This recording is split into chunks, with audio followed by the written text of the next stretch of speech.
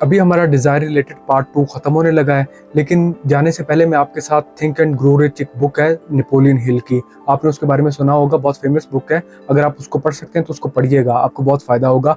उसमें एक चैप्टर है डिज़ायर के नाम से। उसमें कुछ मुझे बहुत इंपॉर्टेंट पॉइंट्स मिले थे, कुछ ऐसी चीज़ें थी जो आपको मज़ीद बताती हैं कि डिज़ायर क्यों ज़रूरी है या डिज़ायर की इंपॉर्टेंस क्या है। वो जो इंपॉर्टेंट पॉइंट्स है वो मैं थोड़े से आपके साथ डिस्कस करना चाह रहा हूँ, वो हाईलाइट करना चाह रहा हूँ ताकि वो आपके नोटिस में भी आ जाए। डिज़ायर चैप्टर में नेपोलियन हिल हमें एक स्टोरी बताते हैं कि एक शख्स होता है, उसका नाम एडवर्ड सी बार्न्स होता है। उसने थॉमस एडिसन के बारे में सुना होता है और उसकी ये डिज़ायर होती है कि मैंने इस फेमस इन्वेंटर का पार्टनर बनना है। ये जो भी काम कर रहे हैं मैंने पार्टनरशिप में इनके साथ काम करना है। अब एडवर्ड सी बार्न्स के कोई कॉन्टैक्ट्स नहीं होते, वो वेल्दी पर्सन नहीं होता, उसको कुछ पता नहीं होता कि मैंने किस तरह से ये काम करना है, लेकिन उसकी एक डिज़ायर होती है। अपनी इस डिज़ायर को फुलफिल करने के लिए थॉमस एडिसन के पास जाता है। थॉमस एडिसन के पास जाने के लिए अब उसके पास पैसे तो होते नहीं है, तो वो जो फ्रेट ट्रेन्स होती हैं, जो मालबरदार गाड़ी होती है, उसमें जाता है। और फिर जब वहां पे जाता है उसके पास कोई एक्सपीरियंस भी नहीं होता, लेकिन वो एडिसन को कहता है कि मैं आपके साथ काम करना चाहता हूँ। वो 5 साल तक वहां पे काम करता रहता है। 5 साल में उसे कोई पॉसिबिलिटी नजर नहीं आती कि जो उसकी डिजायर है एडिसन के साथ पार्टनरशिप की वो फुलफिल भी होगी, लेकिन उसको पता होता है कि ये मेरी डिजायर है, इसके अलावा मैंने कुछ नहीं करना। वो उस पर जमा रहता है। लेकिन इस दौरान में एडवर्ड बार्न्स का जो एक पैशन होता है, जो उसकी कमिटमेंट होती है, जो उसकी डिजायर होती है, जिस तरह वो चीजों में लगा रहता है, उससे थॉमस एडिसन को उसके पोटेंशियल का पता तो जरूर चलता है। और फिर ऐसा होता है कि एडिसन एक डिक्टेटिंग मशीन एडिफोन वो इन्वेंट करते हैं। अब जो एडिसन की सेल्स टीम होती है उसको लगता है कि ये एक फेलियर होगा, ये आइडिया, ये जो इन्वेंशन है ये काम नहीं करेगी। लेकिन वो जो एडवर्ड सी बार्न्स है उसको नजर आता है कि अब ये मेरे लिए एक अपॉर्चुनिटी है। वो थॉमस एडिसन को ये ऑप्शन देता है कि मैं ये चीजें आपके लिए, ये जो मशीन है ये मैं सेल करूंगा। थॉमस एडिसन उसको वो दे देते हैं सेल करने के लिए। अब वो सक्सेसफुली उसको सेल करता है और इस मशीन की सेल्स में वो इतना कामयाब हो जाता है कि वो थॉमस एडिसन का बिजनेस पार्टनर बन जाता है। तो जो उसका गोल था, जो उसकी डिजायर थी, वो अचीव कर लेता है। नेपोलियन हिल बेसिकली इसमें हमें बताते हैं कि जब आपकी बर्निंग डिजायर होती है, जब आप हर वो काम करते हैं जिससे आप अपने गोल को, अपनी डिजायर को अचीव कर सकें, तो कोई भी चीज आपको नहीं रोक सकती। नेपोलियन हिल ये भी क्लियर करते हैं, जो कि हम ऑलरेडी डिस्कस कर चुके हैं, कि सिर्फ विश करना, सिर्फ सोचते रहना, कोई आपकी लेम सी कोई होप हो, ये सफिशिएंट नहीं होती कि आपको कामयाबी मिल जाएगी। लेकिन जब आप ऑब्सेस्ड होंगे, आपने प्लान किया होगा, आप परसिस्ट करेंगे, तो फिर ही आप अपने डिजायर को, अपने गोल्स को रियलिटी में बदल सकेंगे। नेपोलियन हिल कहते हैं कि अगर हमने अपना कोई गोल सेट करना है या कोई डिजायर हमने अपनी को सेट करनी है, तो इसके लिए हमें कोई इतना मेहनत वाला काम नहीं करना पड़ता, ना कोई हमें कोई सैक्रिफाइस को कुर्बानी देना पड़ती है, ना हमें कोई स्पेसिफिक एजुकेशन की जरूरत है। हमें सिर्फ एक इमेजिनेशन की जरूरत है। हमें सिर्फ ये पता होना चाहिए कि चीजें एग्जिस्ट करती हैं, पॉसिबल हैं, मैं स्ट्रगल करूंगा, मैं एफर्ट करूंगा तो मैं उन्हें अचीव कर लूंगा। नेपोलियन हिल कहते हैं कि आप जो पैसा कमाना चाहते हैं या जो आप अपना गोल अचीव करना चाहते हैं वो आप अचीव कर लेंगे, लेकिन आप इन चीजों को चांस पर या लक पर नहीं छोड़ सकते कि मुझे ये चीजें मिल जाएंगी। आपको गोल सेट करना पड़ेंगे, आप में बर्निंग डिजायर होगी, आप प्लानिंग के तहत चलेंगे तो फिर ही आप कामयाब होंगे। और आपका ये बिलीफ भी होना चाहिए कि मैं कामयाब हो जाऊंगा। ठीक है, जब आपको गोल सेट करेंगे, आप जब एफर्ट्स करेंगे तो आपको नाकामियों का सामना भी करना पड़ेगा, आपके लिए सब कुछ ईजी नहीं होगा। लेकिन जब आप छोटी छोटी चीजों को देखते जाएंगे, जो आपको कामयाबी मिली है, जब उनको आप अप्रिशिएट करेंगे, उनके लिए ग्रेटफुल होंगे, तो आपको अगले रास्ते भी नजर आएंगे। अब अपनी इस बुक में नेपोलियन हिल थॉमस एडिसन की एक और एग्जाम्पल देते हैं कि जब उसने लाइट बल्ब इन्वेंट करना था, तो जब उसने डिसाइड किया तो उसने सिर्फ डिसाइड नहीं किया, उसने एक्शन लेना शुरू किया, उसने काम करना शुरू किया और उसका बिलीफ था कि मैं ये चीज बना लूंगा। अब 10,000 बार एडिसन फेल हुए थे अपनी इस अटेम्प्ट में, लेकिन उनका बिलीफ था कि मैं कामयाब हो जाऊंगा, मेरा एक ड्रीम है, मेरी एक डिजायर है, मैंने इसको फुलफिल करना है। वो इस चीज पर लगे रहे और उनको कामयाबी मिल गई। और ये बात हम पहले कर चुके हैं कि जो लिमिटेशंस होती हैं वो दूसरों के माइंड्स में होती हैं, तो वो जरूरी नहीं है कि हम भी उन्हीं चीजों को लेकर चलें।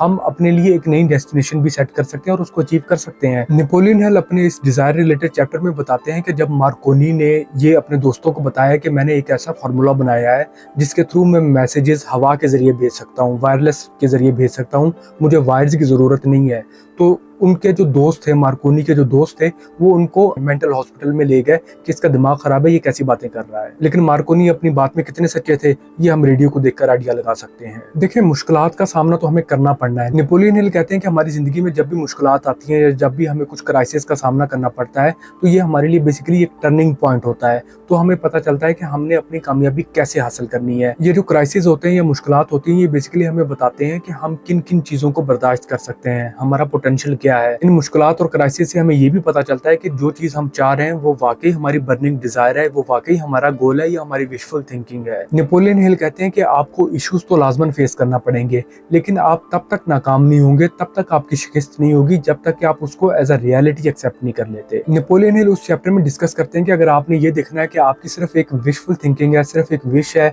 या आपकी डिजायर है, तो आप ये देखें कि आपका बिलीफ लेवल क्या है। आपकी सिर्फ एक विश है कि अगर मुझे मिल गया तो ठीक है, ना मिला तो आपको कोई परवाह नहीं है, या आपका ये बिलीफ है कि आप स्ट्रेटजीज बना रहे हैं, आप एक्शन ले रहे हैं, आप नाकाम हो रहे हैं, आपको कुछ मुश्किलात का सामना करना पड़ रहा है, लेकिन फिर भी आप डटे हुए हैं, फिर भी आप जमे हुए हैं, तो ये चीज़ आपकी डिज़ायर है, ये आपके गोल्स हैं और ये आपको कामयाबी देंगे। अगर ये चीज़ें नहीं है तो सिर्फ आपकी विशफुल थिंकिंग है। फिर आप अपने मुल्क को, इकोनॉमी को, सिस्टम्स को, लॉ ऑफ अट्रैक्शन को, इन सबको कसूरवार ना ठहराएं, बल्कि आप खुद देखें कि आपका गोल था भी या नहीं। क्योंकि अगर आपकी वाकई की डिज़ायर होती तो आप किसी भी मुश्किल के आने से उस चीज़ को छोड़ते ना, बल्कि आप परसिस्ट करते। आपको पता होता कि ये पार्ट ऑफ द गेम है। जिस तरह एडवर्ड बार्न्स ने 5 साल वेट किया था, लेकिन तब तक वहां से नहीं हिला जब तक कि उसको एडिसन की पार्टनरशिप नहीं मिल गई। और मार्कोनी को अपने वायरलेस टेक्नोलॉजी के आइडियाज के लिए जो इश्यूज भी फेस करना पड़े, या थॉमस एडिसन जब लाइट बल्ब बना रहे थे उनको जितने बार भी फेलियर का सामना करना पड़ा, इन चीजों ने उनको रोका नहीं। क्योंकि आपकी स्ट्रॉन्ग डिजायर, आपका क्लियर गोल, आपका पोटेंशियल, आपका वाई इम्पॉसिबल को या फेलियर को, इन वर्ड्स को नहीं जानता। और ये आइडिया तो आपको अभी तक हो गया होगा कि सिर्फ डिजायर आपको कामयाबी नहीं देती, डिजायर या गोल्स आपको एक्शंस पर लेकर जाते हैं और वो एक्शंस आपको कामयाबी देते हैं। नेपोलियन हिल की एक और किताब है the law of success in 16 lessons. उसमें भी वो यही बात बताते हैं कि जो एक स्ट्रॉन्ग डिजायर होती है उसको रियलिटी में ले जाने के लिए आपको परसिस्ट करना पड़ता है। आपको अपने सबकॉन्शियस को इस तरह ट्यून करना पड़ता है कि आपको कामयाबी के अलावा और कुछ नजर नहीं आता। लेकिन उसमें ये हमें एक इंपॉर्टेंट पॉइंट बताते हैं कि इस टाइम तक आप परसिस्ट कर रहे थे और फिर एक ऐसा टाइम आता है कि वो डिजायर या वो गोल आपके सबकॉन्शियस का पार्ट बन जाता है, वो आपके सबकॉन्शियस पर इम्प्रिंट हो जाता है। ये नेपोलियन हिल हमें एक बहुत इंपॉर्टेंट पॉइंट बताते हैं। वो कहते हैं कि आप पहले इन चीजों पर परसिस्ट करते हैं, इन चीजों को लेकर चलते हैं, अपने ब्रेन को, अपने नर्वस सिस्टम को ट्रेन करते हैं। जब आपकी बॉडी को, आपके ब्रेन को, आपके नर्वस सिस्टम को ये पता चल जाता है कि उसका ये गोल है, उसने ये अचीव करना है, ये डिजायर है, इसके बगैर ये बंदा किसी चीज पर अग्री नहीं करेगा, तो आपका माइंड, आपका सबकॉन्शियस आपको अपॉर्चुनिटीज दिखाना शुरू कर देता है। अब जिस तरह हमने बात की थी कि जब आप स्ट्रगल्स करते हैं, जो आपको छोटी छोटी कामयाबियां मिलती हैं, जब आप उनको रियलाइज करते हैं, उनको अप्रिशिएट करते हैं, तो आपको आगे बढ़ने के रास्ते नजर आते हैं। अब जब आप परसिस्ट कर रहे होते हैं तो बेसिकली आप अपने गोल को, अपनी उस डिजायर को डेवलप कर रहे होते हैं। आप अपने गोल को, अपने डिजायर को आगे लेके जा रहे होते हैं, उसको अचीव करने की कोशिश कर रहे होते हैं। लेकिन जब ये आपका पार्ट बन जाता है, जब आप बिल्कुल क्लियर हो जाते हैं, जब आपका माइंड ट्रेन हो जाता है, फिर आपकी डिजायर या आपके जो गोल होते हैं या आपका जो माइंड होता है वो आपको लेकर चलता है, वो आपको पुश करता रहता है, वो आपकी सेकंड नेचर बन जाता है। ये सब आपकी जिंदगी का मीनिंग बन जाते हैं, ये सब आपकी जिंदगी का पर्पस बन जाते हैं। जब तक आप इनको अचीव नहीं करते, आप फुलफिल्ड फील नहीं करते। अभी हमारा डिजायर रिलेटेड ये पार्ट खत्म हो गया है। आपको ये आइडिया हो गया होगा कि अगर आप कामयाब होना चाह रहे हैं तो आपको एक बर्निंग डिजायर की जरूरत है, आपको एक गोल की जरूरत है, आपको अपने वाई का, अपने पोटेंशियल का पता होना चाहिए। ये जो हमने सेकंड पार्ट में हमारी डिजायर्स डिस्कस की हैं, ये बेसिकली जो हमारा फर्स्ट पार्ट में लिमिटिंग बिलीफ्स, जो अबंडेंट माइंडसेट रिलेटेड डिस्कशन थी, ये उसी की कंटिन्यूशन है। जब आपका लैक माइंडसेट खत्म हो जाएगा, आप पॉसिबिलिटीज देखेंगे तो आपको डिजायर मिलेगी। अब इस पार्ट ने आपको बेसिकली ये बताया है कि आपको स्ट्रॉन्ग डिजायर की क्यों जरूरत है, या ये कि बगैर गोल के, बगैर किसी डिजायर के आप कामयाब नहीं हो सकते। हमने ये भी देखा कि बेसिकली ये डिजायर्स, ये होप्स ही होती हैं जो आपकी जिंदगी को मीनिंग देती हैं। हमने ये भी देखा कि जब तक कि आपको अपने गोल्स का, अपने डिजायर्स का पता नहीं होगा, आपके अंदर वो एनर्जी, वो ड्राइव नहीं आएगी।